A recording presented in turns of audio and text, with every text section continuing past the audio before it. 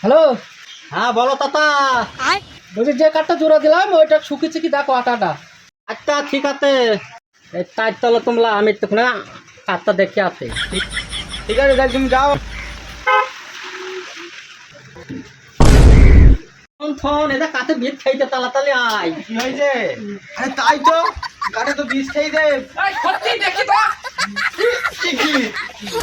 শিগগিরই মালিককে ফোন করো, ফোন করো, ফোন করো, ফোন করো, তাড়াতাড়ি ফোন করো।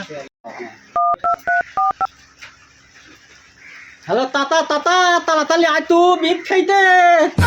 যে বিষ খাইছে, ঠিক আছে আমি আসছি এখনই। হ্যাঁ ঠিক আছে, ঠিক আছে।